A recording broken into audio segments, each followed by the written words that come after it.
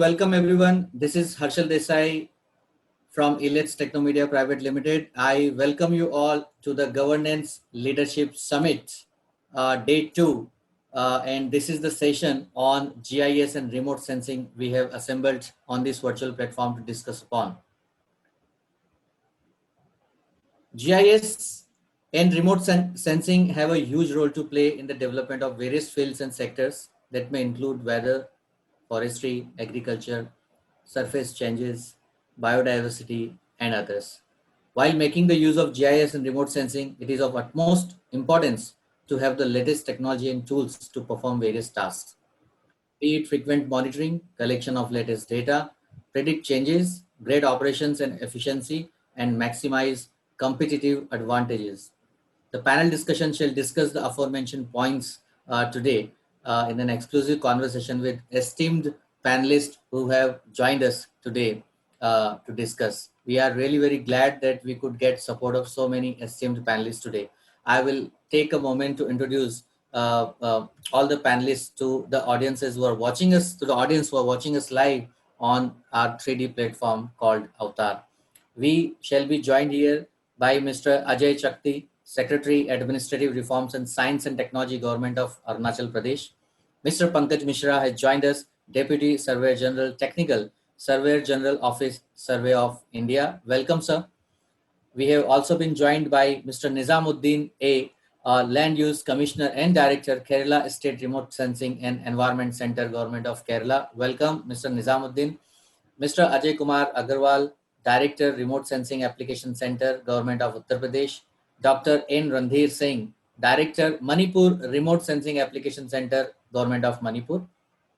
Mr. M. Jayachandran, Project Director, KGIS, Karnataka State Remote Sensing Application Center from Karnataka, and Mr. Utpal Sarma, Principal Scientific Officer and Head, Assam Remote Sensing Application Center, Government of Assam. So, really very glad that from different part of country, experts have joined us for this panel discussion.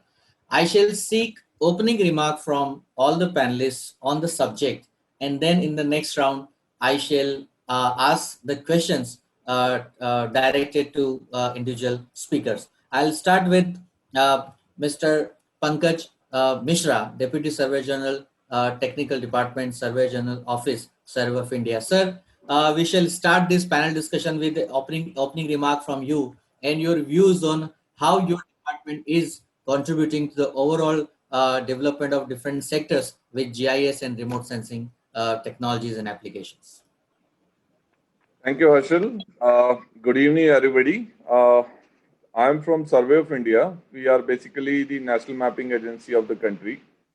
And as far as the basic infrastructure in the GIS and the geospatial data generation is concerned, we bear the very important responsibility of providing the geodetic infrastructure. Basically, geodetic infrastructure is something which underpins the all kind of location data which is collected and the kind of geospatial data which is generated across the country.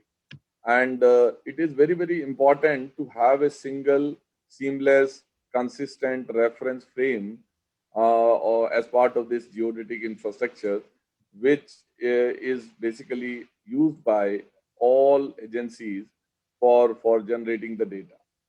So that is what is our role, and the present day focus of Survey of India in the geodetic infrastructure is on creating high accuracy positional infrastructure, which is called CORS network, continuously operating reference system network across the country. Now, this is something is the state of the art technology for having the RTK network establishment in the country. This kind of networks are there in the other developed countries, and they are used invariably for almost all kinds of data generation activity. In fact, the location capture becomes so easy with this kind of infrastructure that the kind of accuracy you can't have imagined in past with the minimal effort is now possible with this kind of infrastructure. So we are focusing on this and moving ahead in improving and expanding the reach and the availability of this infrastructure across the country.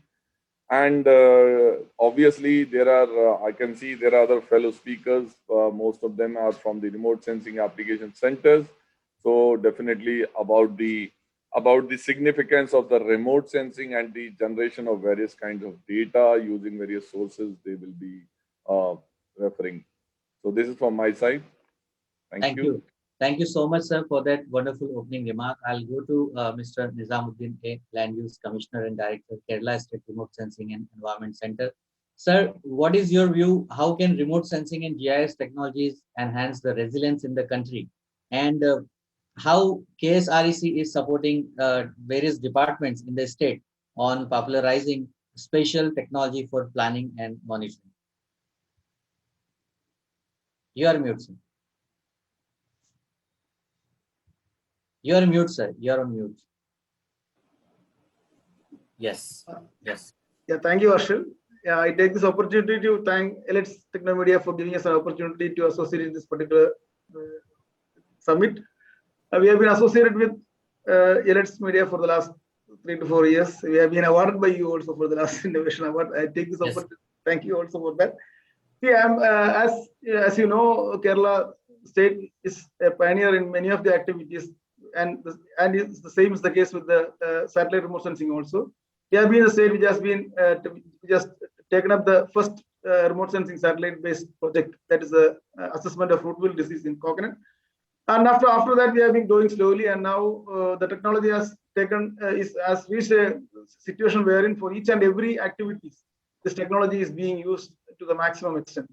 Earlier with my experience in state centers, I know that this technology, this remote sensing as well as GIS has been using just for the purpose of map creation or bringing out reports and all. But now it has taken a key role in planning the activities, in implementing the activities, and also monitoring the progress of the activities.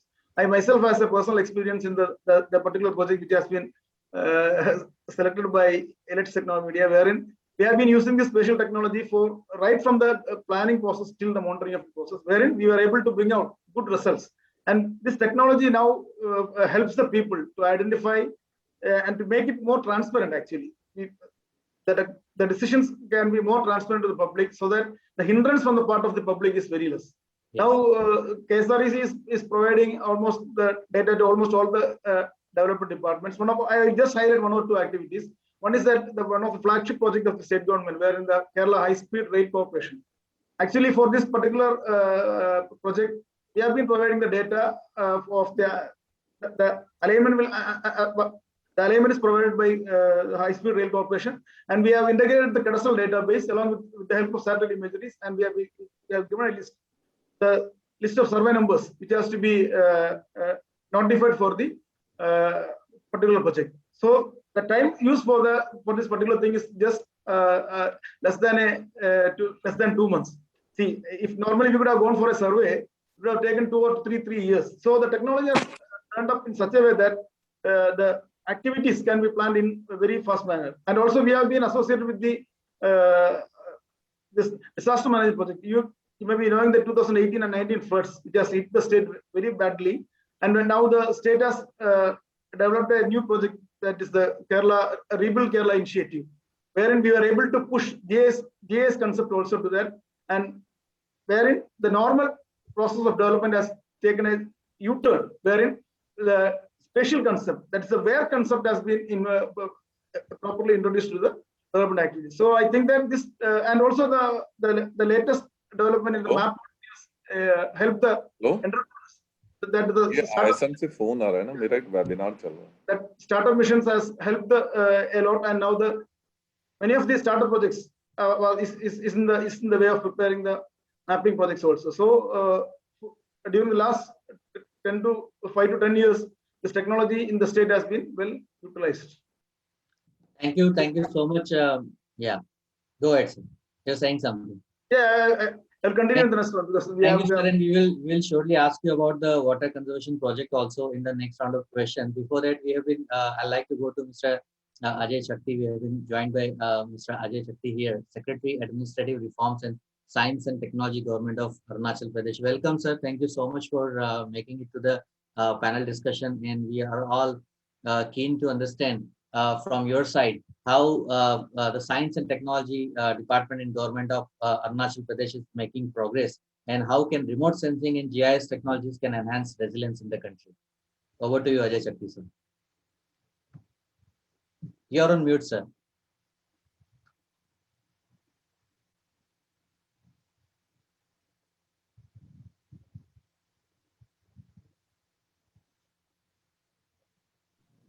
Yes. Once again, I sincerely apologize for joining late. Many thanks to the ELETS team for inviting me. As regards Arunachal Pradesh, it is a very large state with about 80,000 square kilometer area, largest in the northeast, and with very poor communication facilities compared to the mainland. So we have our own sets of challenges. However, we have been lucky to have NESAC, NESSC, Northeast Space Application Center. So we have a lot of support from this organization, which is again linked to ISRO. So that way we have a quantum jump. About 6 years back, we set up our own space-based information system. So data on a 1:2, 10,000 scale was available, and it was shared with all departments so people could use it for their various planning purposes. Then we had used drones also about 2 years back for specific projects. For example, in this plain area around Itanagar, we worked out whether this area is suitable for orange cultivation or not. So the drone specific survey was there. Then we have been using these satellite-based technologies for glacier monitoring, for understanding the area, the changing systems. So all these were there, but these are on a macro scale. Yes. The challenge now is to go to a micro level thing. This 1:10,000 scale, this is helpful for district level planning only. If you want village level planning, you have to go for higher resolution. So our chief secretary had visited few months back the border villages of China. Anjaw district is on the eastern side of Arunachal. There are villages like Kaho, Kibito, and Masai, etc. So these villages, they don't have any connectivity even. But we have decided to make a leap forward, and these are being made model villages, sustainable in all ways. So we again had the help of NESAC, and now village level planning with GIS inputs and decision support systems are being planned. And the main point is the resolution is up to 30 centimeters. That is the difference. Right. Right. Thank you, sir, for that opening remark, Mr. Ajay Chakti, sir. And I'd like to go to Ajay Kumar Agarwal, Director, Remote Sensing Application Center, Government of UP. Sir, technology is the heart of everything. How you are making the most of available tools and advanced technology in Remote Sensing Application Center in Uttar Pradesh? Mr. Ajay Kumar Agarwal. Yeah. Thank you very much for inviting me on this occasion.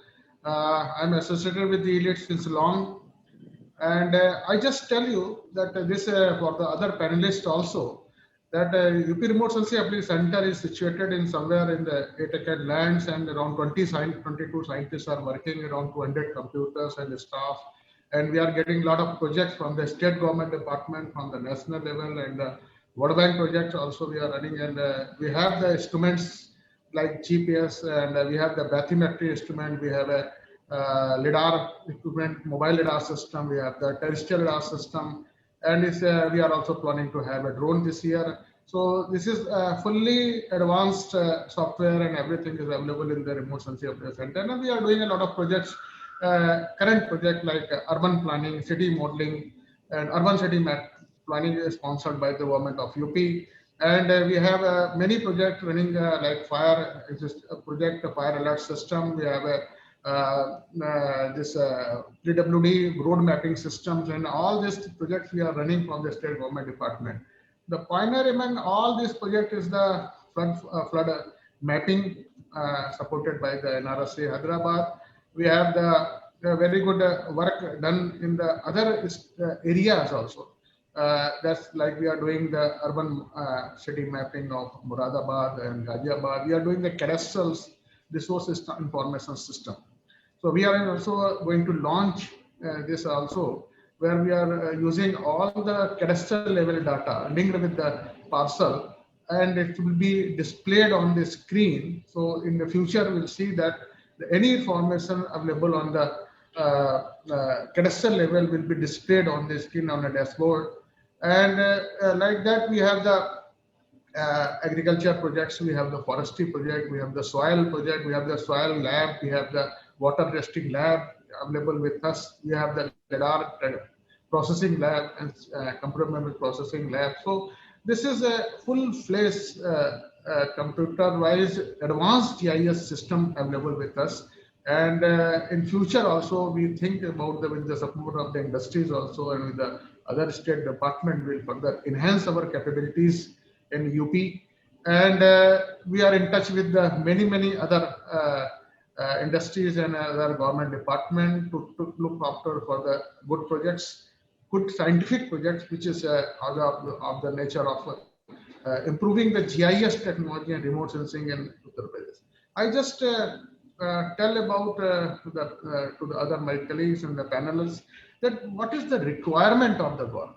What the technology exists with us? Since we are technocrats in the remote sensing, the government normally, what we are getting request from the government is the continuous monitoring of the project, which is somewhere the remote sensing lacuna, or you can say remote sensing capabilities they are talking about. That daily monitoring of the project is not possible, like Manrega scheme, like highway constructions. And like what is their requirement is that give me a complete solutions to the cadastral level. So this is a very much need of today, and I will open the discussion on this subject to my colleagues also, that we should discuss the remote sensing incapability, or can say capabilities of the remote sensing and GIS technology to the level of 5,000 scale, maybe 500 scale also, because in urban planning this is very much required. Right. And how we can help the government. That is our main duty at the part of the remote sensing GIS. So with this, I will end and will ask you to take over. Thank you so much. Thank you so much, Mr. Agarwal. You highlighted a good point, and I'll probably seek opinion from Mr. M. Jayachandran, Project Director, KGIS, Karnataka State Remote Sensing Application. Karnataka, in many other industries, has been at the forefront when it comes to use technology. Mr. Jayachandran, how you are making most of the technology, and as Mr. Ajay Kumar Agarwal said, are we making the most of GIS and remote sensing applications? And which are the industries that you think you can further help with these applications? So thank you, Mr. Harshal, and very good afternoon to every of my colleague panelists and the viewers who are watching this panel. I would like to just give a small brief before starting and answering your questions, because generally what happens is all the remote sensing departments in the states serve on a project mode for various government departments, which almost every state is working like that, either by as a project to be given funded by Government of India or from the government of the state, or some World Bank funded project which is development for the state. In almost like 3-4 years before, Karnataka, as normal in every other state, they wanted to take this remote sensing GIS to the next level. So this Karnataka GIS is formed in the lines of the national GIS thought process, which was conceptualized in the erstwhile Planning Commission itself. So what we have done is now we have made remote sensing, or the GIS rather I'd say, as part of the governance process in every activity what the department is doing it. So today the decisions whether who is going to be the beneficiary, so that is also being taken on a GIS platform for every scheme in the government or majority of the schemes. So just to say an example, if a crop waiver or a crop insurance has to be validated. So we need to, the informations or the benefits have been passed on to the farmer directly through a DBT systems, validated through a GIS platform. So that is what I would like to say today. So almost like since the availability of the cadastral data is available at the parcel level, and we have a very good system of land records in Bhoomi, which we call as a Bhoomi, and which is integrated in the GIS platform fully. And many other systems are also parallel integrated, because we have the DBT systems, we have treasury management systems, we have the GIS systems. Now all are interlinked. Plus we have created one more system called a farmer beneficiary management system. So that means every beneficiary in a government is being given a unique ID authenticated with Aadhaar, and the land is authenticated through the GIS systems. So every other information and the bank systems are also connected. So the information, when a benefit is to be passed, who is the correct beneficiary, and he is authorized and he is an authenticated user, is validated, and the payment happens without any middleman, without any major process. And this happens just in a matter of few days when the validation happens. So GIS is also validated in two ways. One is as per the records and as per the field. So majority of the schemes today is being validated with the field by taking geotagged photographs, which I think earlier my speaker also is talking about, referring to NREGA project. So if you look at now, NREGA project is not just a geocoded data, it is also geofenced validated data also. Now it's being used slowly. So in our systems. So, and this is one example on the beneficiaries. When you talk about the forest fire, because today in Karnataka, every day the forest fire is being monitored 6 times a day based on the remote sensing data, which has been released by National Remote Sensing Agency. So every half an hour, the moment when the satellite pass happens, we get the forest anomalies, thermal anomalies, which we in turn get the data, first data directly from NRSA, even before, in parallel with the Forest Survey of India. We do a lot of value additions by using the remote sensing and GIS data available with us, because we have a forest data, which is the jurisdiction mapping up to the beat level. So, and the various landmarks inside the deep inside the forest, because the landmarks in a forest, all of you know, it is not like a street name or a cafe day or a supermarket. It is like a big tree, a chatri, a tank, a pond. So a tree is also a thing, or a D line or a forest line. So what is available inside the forest is also a landmark, which we have created a large database of forest. So which is also been used, and the alert goes to an individualized person. That means the beat got in a more personalized manner, saying that from that landmark of a particular tree and from this D line, you have to travel 10 meters in the east direction and 500 meters in the west direction. So that is the location where your forest fire is currently happening. So you please go and douse it, and which is followed by a report back from the field, and also a change cover analysis on every 20 days with the satellite data. For every 1 month, we give a change analysis. And in case if there is an encroachment happening, so we file FIRs also, because the last 2 years, FIRs also been filed after field validation based on the remote sensing and the GIS inputs, which we are supporting to the department. So there are like this, there are so many categories which remote sensing and GIS is being used in Karnataka. And there are many other places which we are also taking it forward. One is in the disaster management preparedness. So in the recent, like few months before, we had an Air Show India of 2021 happened in Bangalore.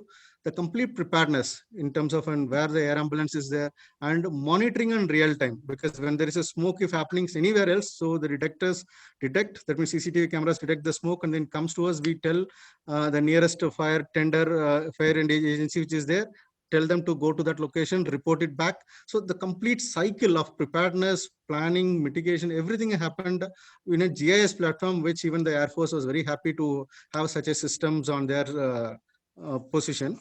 And today we are taking to next level. That is the plan which we are having, because where GIS and remote sensing can be used to have an unified land management systems, unified transit management systems.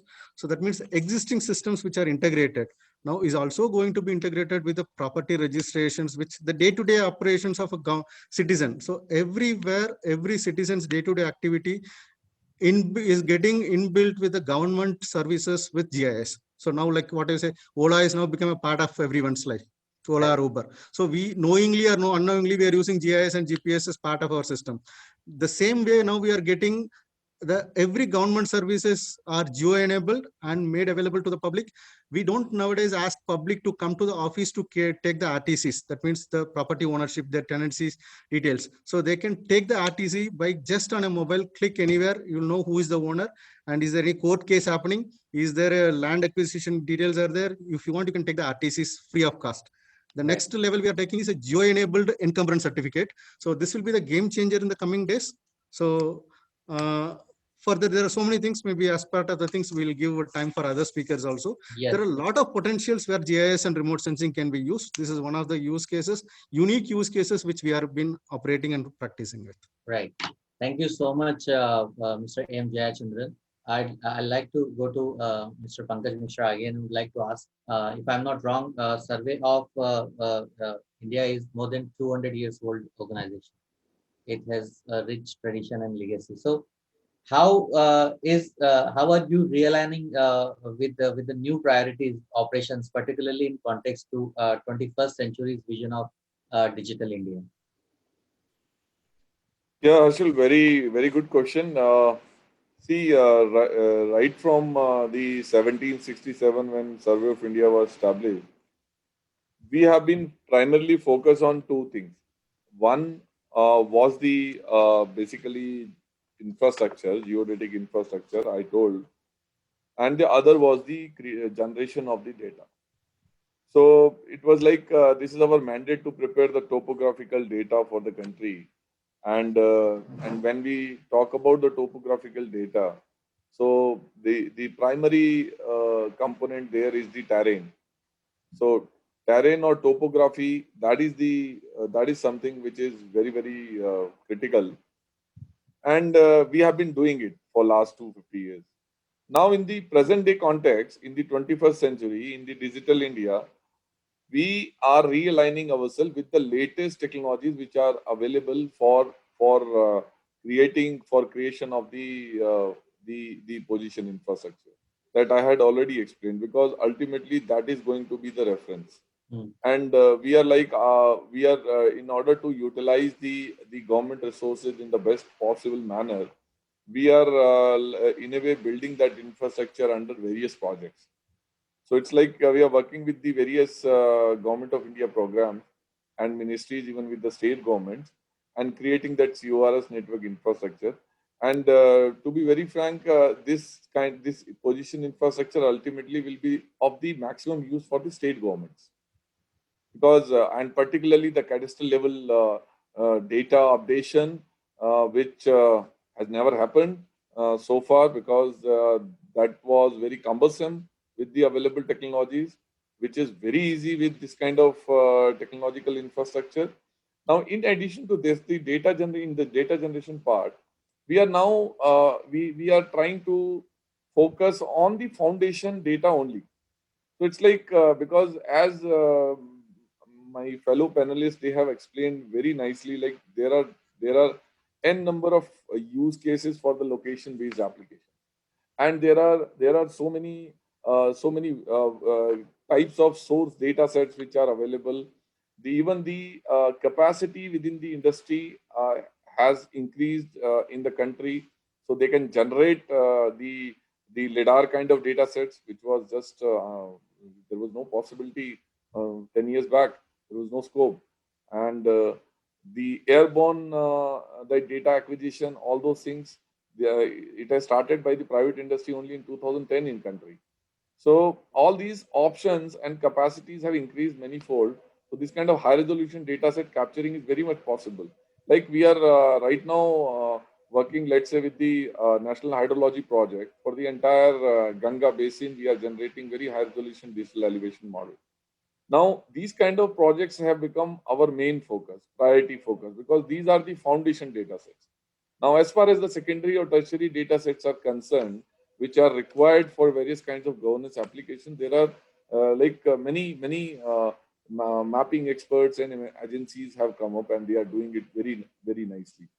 So the Mr. Ashok was explaining, like even in the Arunachal, they have now they have gone ahead with the SIS on 10K scale and doing district level planning very efficiently, and now they are even aspiring to go for the high resolution scales.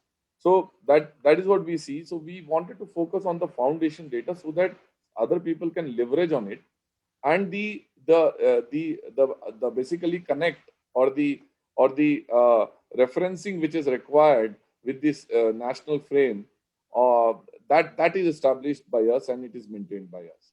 So that is how we have aligned ourselves with the present day realities. And most of these high value data sets, particularly high resolution terrain kind of thing, that we are handling, because it also involves something like height, which is very, very critical. Something like geoid model development is also associated with this, which require very, very extensive kind of geophysical ground data observation and all those things. Because ultimately, people you go for the water resource management kind of applications, you go for the engineering applications, all those designing requirements, you require very high accuracy vertical that terrain. And today, now it is the present day technology. Nowadays, it's not at all worthwhile to actually continue with that age old doing that spirit leveling across the country. Now that is not the time. There are ways and means available, scientific solutions are available by which you can develop the precise geode models. So we are exactly doing the same. We are going for the extensive this like gravity, terrestrial gravity measurements. We are doing high precision leveling so that we can just create the kind of high resolution geode models which are required for the country, and we can really serve all those foundation data requirements which will be useful for various developmental applications. So this is how we are aligning and doing going forward. Right. Thank you so much for those remarks. Next, I'd like to go to Mr. Ajay Shakti. And sir, would like to understand from you is that uh, how international organizations or national organizations for that matter who are offering GIS technologies and solutions can help all these institutions perform better. And what is the scope for these collaborations? You're on mute, sir.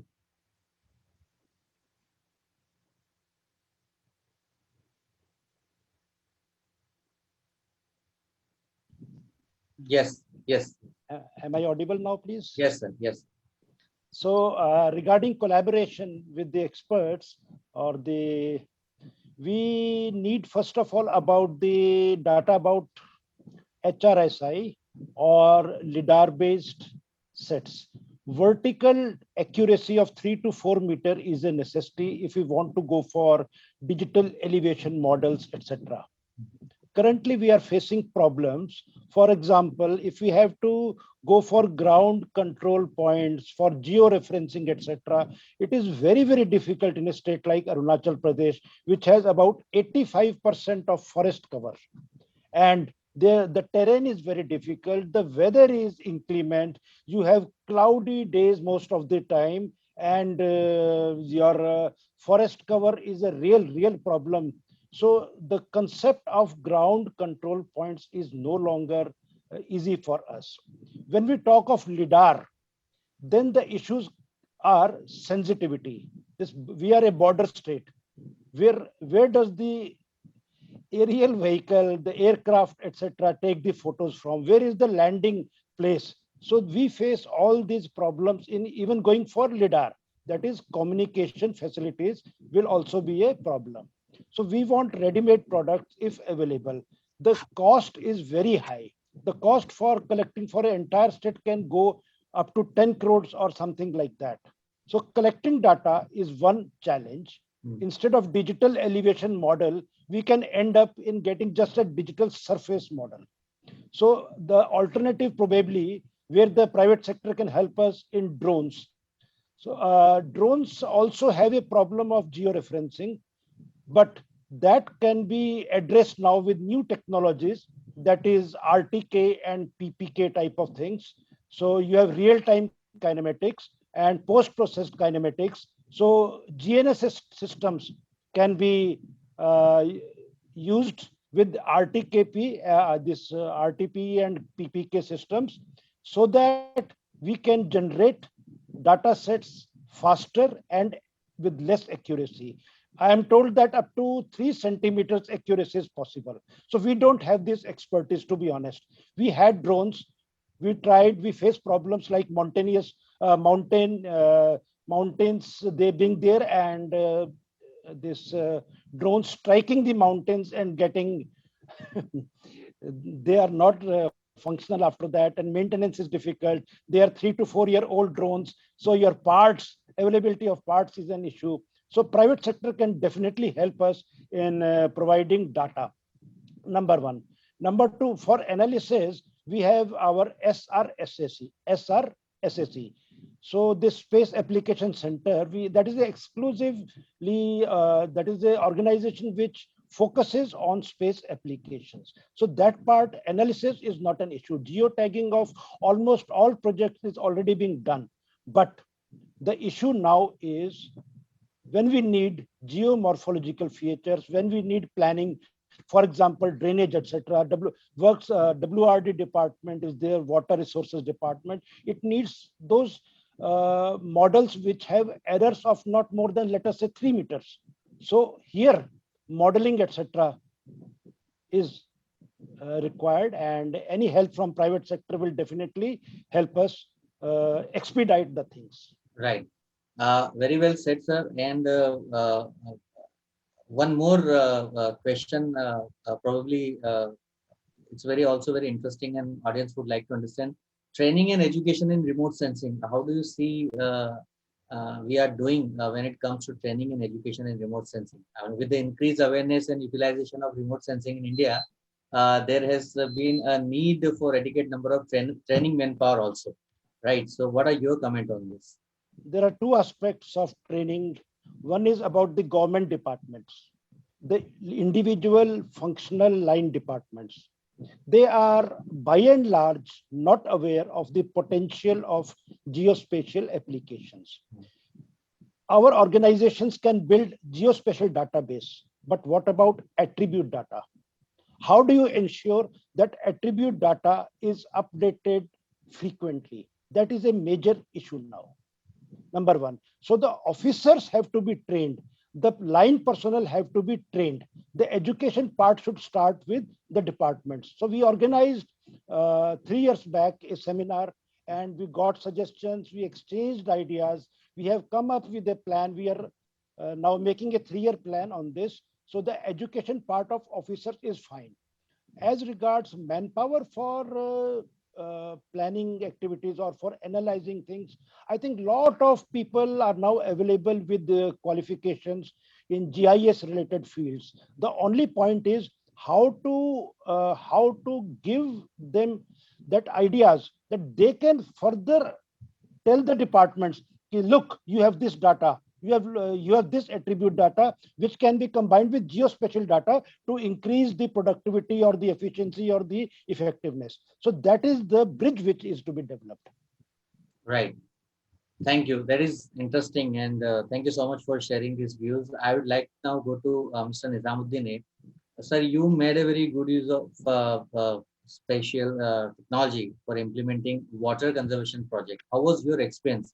Will you please let our audience know how was this experience, and what were the benefits that your department got after that project? Yeah, as I have mentioned earlier, see, this technology has been very rarely used for implementation process in the states. Many of the departments also, they just use this for the preparation of maps as well as to showcase the data.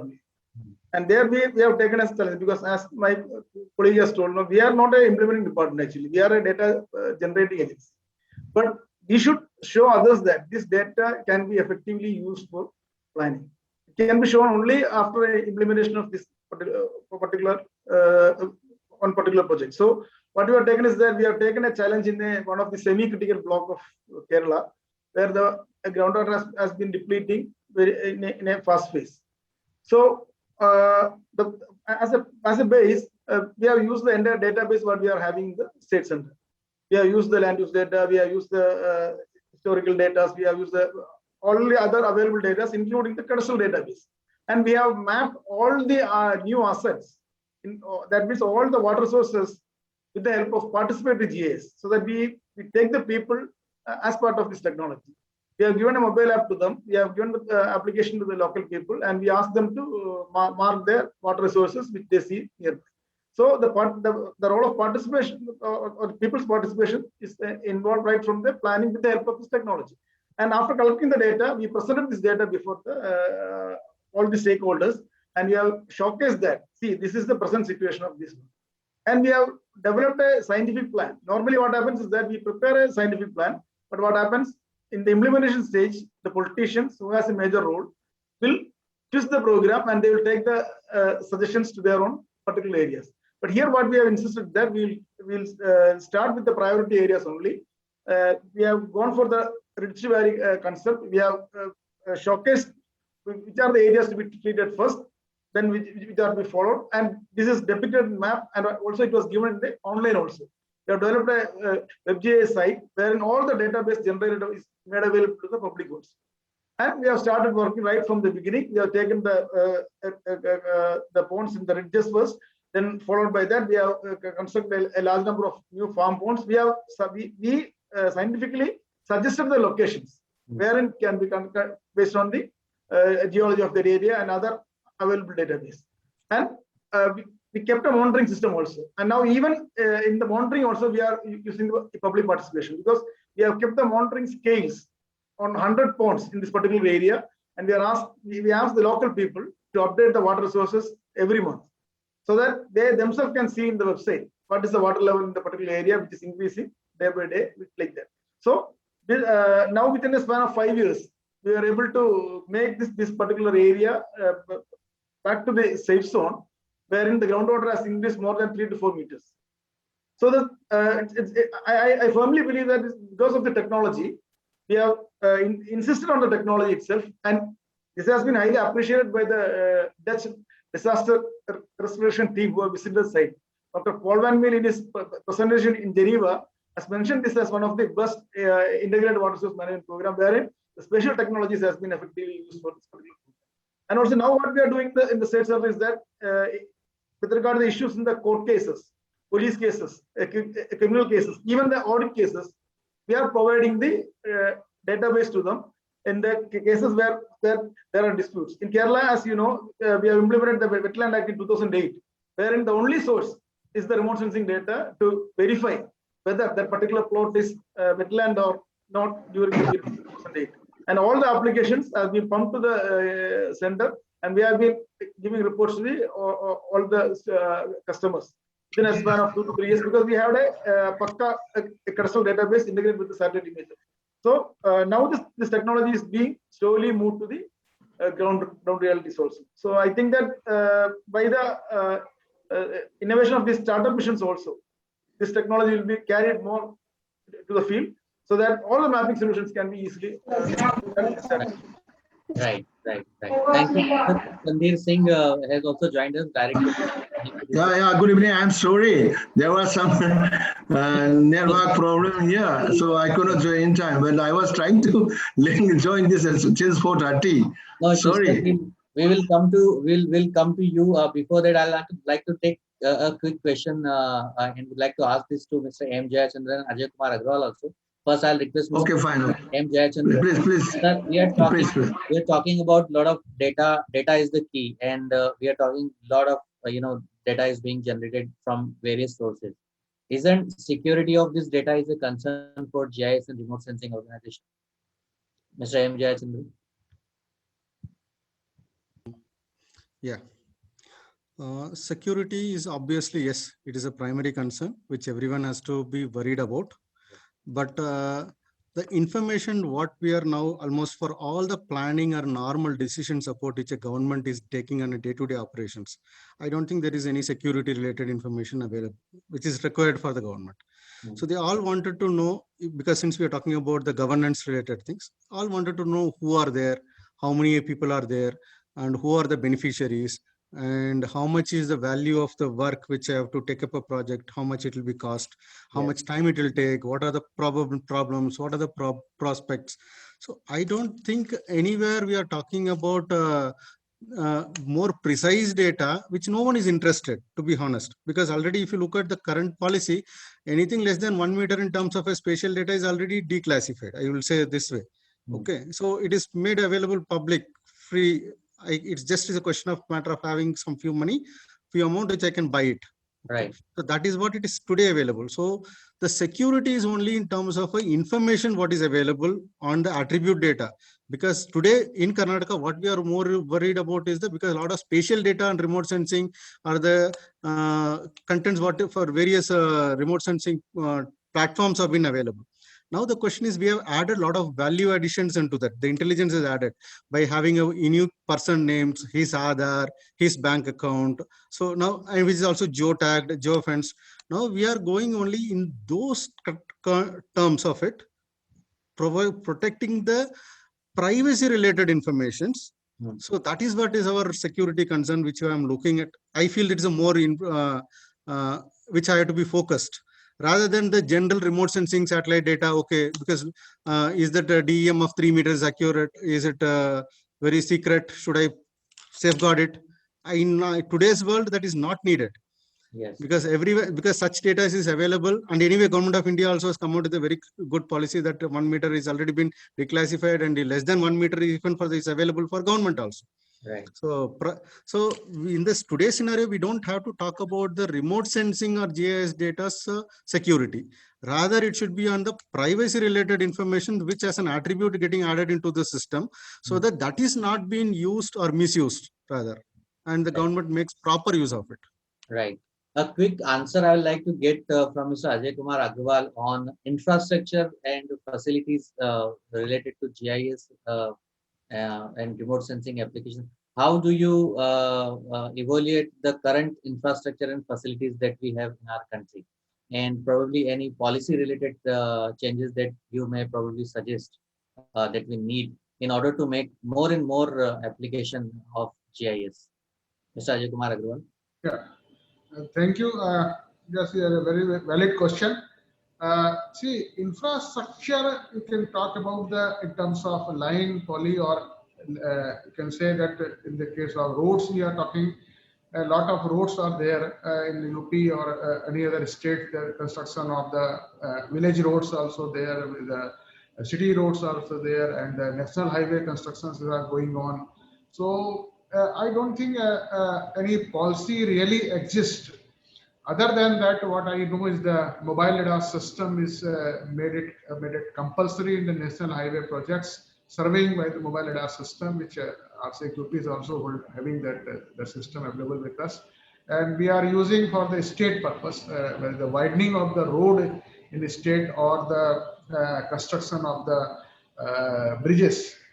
At the time where we are doing the survey on the area, we are suggesting a 3D model in case of road and bridge constructions, and this is very useful in case of infrastructure, you can say, in the case of road. Whereas that comes to the building structures also, we have used that both in combination of mobile radar system and terrestrial radar system, wherever it is possible to capture the data through the mobile radar system, because if the roads or approachability is there. Otherwise, we have used the terrestrial radar system, which is a very good, and combination of these two data is also used to map the infrastructures.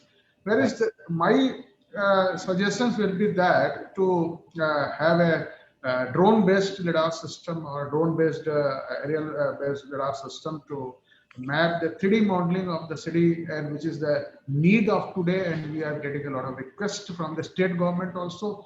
And also we are getting a request from the storm management, stormwater management in the state. What I would suggest in the future also for the infrastructure mapping, we should have a very, very good policy in case of the mobile radar system, through a drone radar system, or maybe a fixed air wing system, radar system, because nowadays planning on the 3D basis is very much required. Right. In case of many places, we can say whether the stormwater drainage system, or we can say about the 3D modeling of the new township is coming up. And what we faced earlier, the non-scientific planning in case of development, the towns and other things. Everybody knows about the positions of the towns. So this is a policy should come. Yes. And definitely we are getting a lot of requests since UP is there, a lot of waterlogged areas are there. And we must have a very water resource management points. Also, we need a DTM to order of, or the see flood is there in UP. We need a DTM or DSM is the order of centimeter accuracy or 10 centimeter accuracy. But the cost of the LiDAR, which my other speaker also talked about, that is very high. When I used to talk to our higher level authorities in the government, the cost is the main factor which is coming in case of mobile LiDAR or LiDAR mapping. But at the same time, we understand that this is the technology which is very much required in case of infrastructure 3D mapping, in case of waterlogged areas mapping, because flood mapping, flood forecasting. And I would suggest the panelists to take into account to the further discussions. Right. To the policymakers, thank you very much.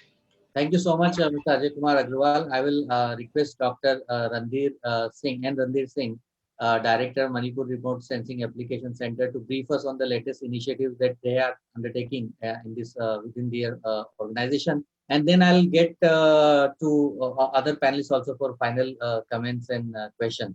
So over to you, Dr. N. Randir Singh, if you can please brief us on the latest work that you are doing. Over to you. Good evening, all my colleagues. First of all, I would like to remind you that MARSEC is an autonomous organization under Department of Science and Technology, and it is a nodal department. All the activities related to remote sensing and GIS, including DGPS and UAV survey. We have been involved in many nationwide remote sensing application projects, which are sponsored by the Department of Space, ISRO. We involve most of the 90% of the projects, remote sensing application projects taken up by the Department of Space, ISRO, MARSEC is taking lead role. At the moment, we are implementing this CSDP project, well and mapping project, and monitoring of watershed projects, PMGSY monitoring, so and geotagging and monitoring of NEC funded projects. So a lot of number of monitoring projects are also taking up at the moment. Other than, we are also implementing state-sponsored projects. Most of the important projects are the application of remote sensing GIS in election information system, which has been used in every elections, whether it may be parliamentary election or assembly elections. We are actively involved there. Another most important project is conservation of paddy land and wetland in Manipur. As per Manipur Paddy Land Conservation Act 2014, all the these agricultural lands are prohibited for wetland, including wetlands and agriculture, I mean, are not allowed to convert to any other activities, except few activities like hospitals, on malls, and this what do you call this gas, only the few are relaxed, otherwise it is restricted. So MARSEC is maintaining a database of the particular period that before 2014 September, they can construct these lands, agricultural lands, and they can convert to other activities. But since then, no one is allowed to convert this land without the approval of the state cabinet like that. It is as part of the act, it is restricted. So we are providing a very important data for that particular day to all the SDOs, SDMs, because they require this information. And the other activity is the monitoring of different activities like Zoom and agriculture area that he has mentioned earlier, someone mentioned, that we are also involved in flood monitoring also.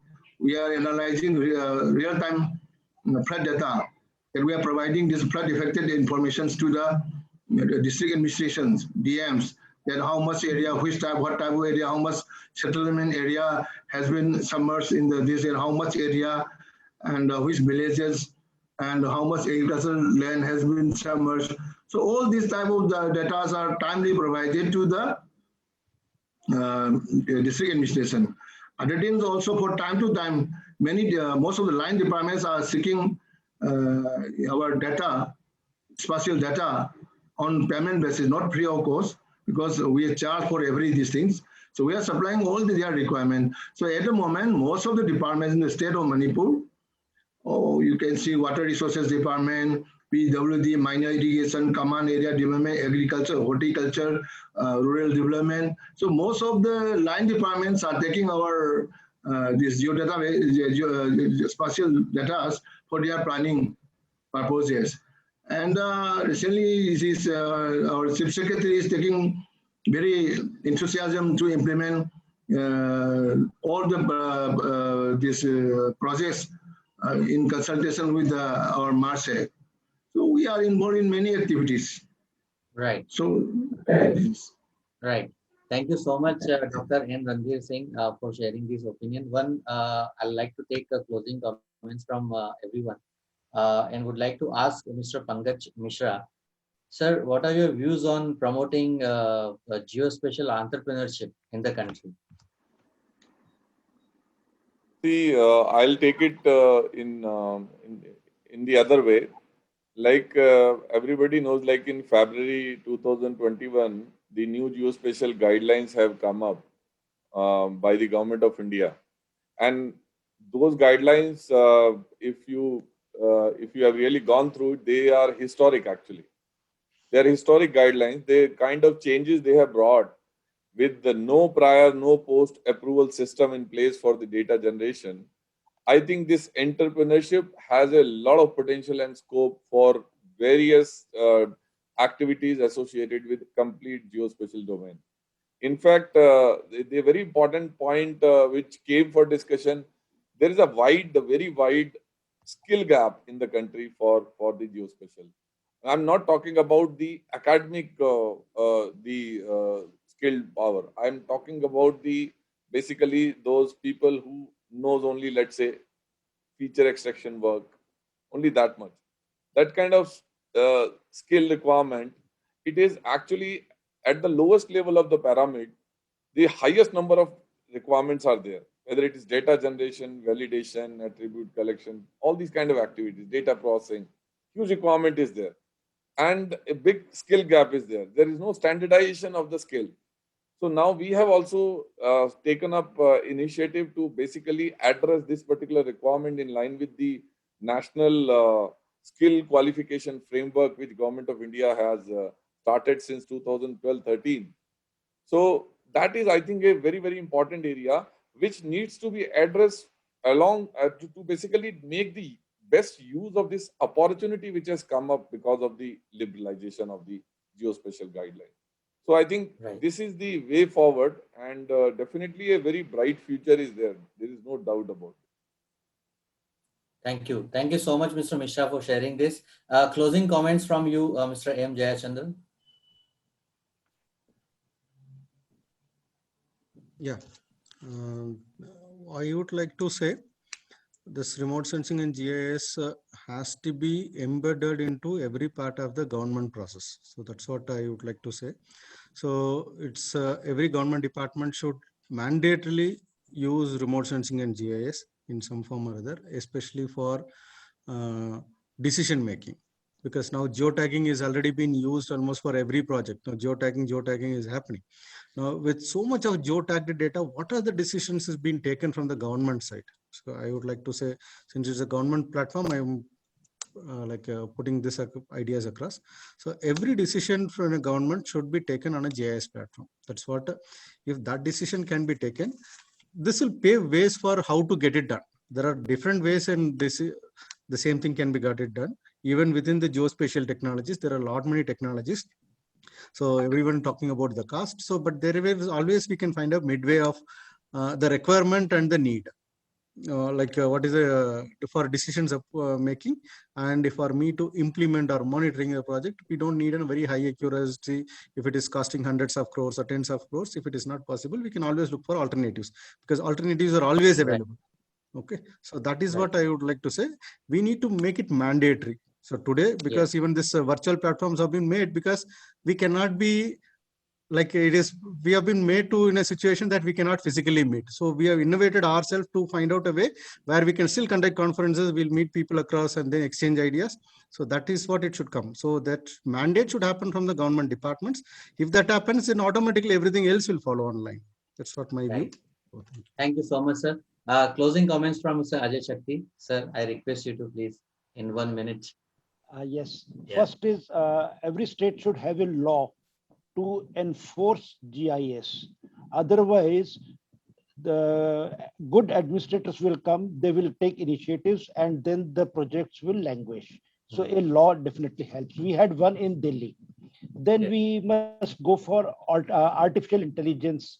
For example, if you have some certain land use, so how can you predict from the changes in land use the flash flood potential, for example? That is one use of AI. There are many uses. Then we have to go for drone-based mapping using RTK, PPK systems. That is faster way. Then we have to go for cloud, especially for citizens. They need to know about location-based things. Then we have to go for attribute data. That is most important. That is changing frequently. Thank you. Thank you, sir. Nizamuddin, sir. Yeah. See, now almost what we see is that almost all the agencies are showing much interest in the geospatial data. What happens is that the acquisition, the custom product creation, and the distribution of data is a challenging one. So what I feel is that we should develop a supportive geospatial data libraries for multi-agency interest and activities, which allows the pooling of resources, reduction in duplication of effort, accomplishment of tasks for which there are common priorities and their synergies that may be made over time, so that the data can be effectively used. And we hope that this technology will be flourishing in the coming years. Thank So you, sir. thank you once again for giving us an opportunity. Thank you so much. Thank you so much. Mr. Ajay Agarwal, one quick comment from your side also, and then we shall close this session formally. Thank you so much. I think everything you have told, and I agree with the law and everything. Only thing is, law should come and the policies should come in the as early as possible, because we are in very much need of this law and policy. Thank you. Thank you, sir. Thank you so much. Thank you, everyone. This was really a very informative session.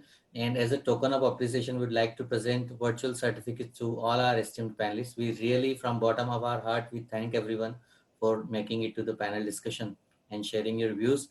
I request my team to please show the certificate on the screen. Ajay Shakti, sir, thank you so much. We have always received your support. Secretary, Administrative Reforms and Science and Technology, Government of Arunachal Pradesh. Thank you so Thanks much to you. for joining us. Mr. Thanks Pankaj to the team. Mishra, Deputy Surveyor Thank General, you. Technicals, Survey General of Office, Survey of India. Thank you, sir. Mr. Nizamuddin A, Land Use Commissioner and Director, Kerala State Remote Sensing and Environment Center. Thank you so much for joining, Nizamuddin, sir. Thank you. Thank Mr. you. Ajay Kumar Agrawal, Director, Remote Sensing Application Center, UP. Thank you so much for your views. Dr. N. Randhir Singh, Director, Manipur Remote Sensing Application Center. Thank you so much for joining, sir. And Thank Mr. you. M. Jayachandran, Project Director, KGIS, Karnataka State Remote Sensing Application Center. Thank you for joining, sir. Thank you, everyone. And Thank you. we shall look forward to meeting you again. Thank you. Thank you. Thank you very, Thank very you. much. Thank you. Thank you all. Thank you all. Thank you.